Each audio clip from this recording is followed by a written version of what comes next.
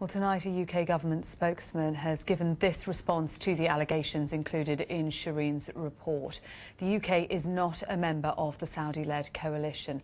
However, the UK supports the Saudi-led coalition military intervention. We are aware of reports of alleged violations of international humanitarian law by actors in the conflict and take these very seriously. We regularly raise the importance of compliance with international humanitarian law with the Saudi government and other members of the military coalition. The UK government takes its arms export responsibilities very seriously and operates one of the most robust arms export control regimes in the world. The government is satisfied that export licences for Saudi Arabia are compliant with the UK's export licence criteria. Well, Nawal Al Maghafi is a documentary filmmaker whose work has focused closely on Yemen and the region. She joins me from Geneva via Skype. Good evening to you, Nawal Al Maghafi. What has been Britain's impact on the war in Yemen? To say that Britain is not part of the coalition, to be honest, is just farcical. The UK arming Saudi Arabia makes them a big player in this conflict.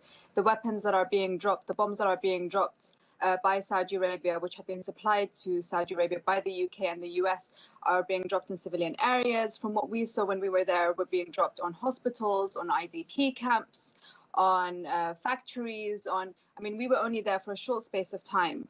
And day after day, civilian areas and heavily populated areas were being bombarded by British-made bombs. Britain has supplied personnel to support the Saudi-led coalition as well. Its argument is that it's helping to improve Saudi targeting, and that if those personnel were not there, actually things would be worse. What do you say to that? Well, they're not doing a very good job, are they? Because not only did last week over 100 people, over 100 civilians were killed in a market in Sana'a, and that's just one of the very, very few instances where hundreds of civilians have been killed by single airstrikes by the Saudi-led coalition.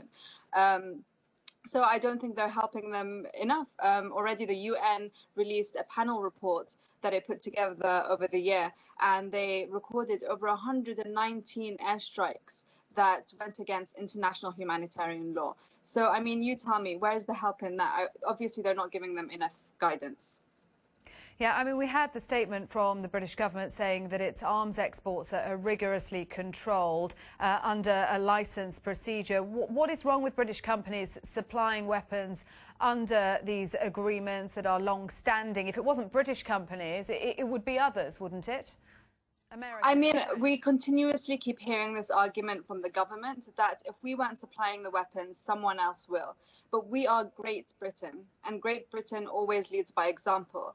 As a British citizen, I'm completely disgusted that the UK is arming Saudi Arabia and is helping in this war.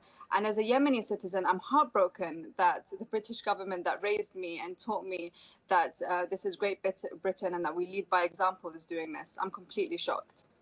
A cessation of hostilities has been agreed to begin on the 10th of April, just over a week away. Peace talks will then begin. Are you optimistic? I covered both rounds of peace talks previously, and so by now, this third round, it's really difficult to be optimistic because it's always false hope. But of course, we're always very happy to hear that there's going to be a cessation of hostilities. It's really sad that Yemeni lives are not worth for it to start immediately, that it had to be in a set date and still a week away, and so they have to bear the brunt of this war for another week. But I really, really do hope that I'm wrong and that my pessimism was wrong, and that something does come out of the upcoming peace talks in Kuwait, because too many lives have been lost, and this war is going to affect generations to come in Yemen. So much turmoil, AQAP and Islamic State on the rise. Over 50% of the population is now facing famine. There's just so much that has deteriorated in a year. That we really need to find a resolution to this war, because a complete military victory is impossible for both sides. So it's time for them to sit around the table and come up with a peaceful solution. Thousands of people have been killed in this war, among them hundreds of children. But I wonder why you think there has been less attention, public attention, political attention on the situation in Yemen when you compare it to Syria, for example. I mean, put simply, in Yemen, it's the poorest country in the Middle East, and it's being bombed by a coalition of the richest countries and the most powerful countries in the Middle East, and they have the support of the two most powerful nations in the world.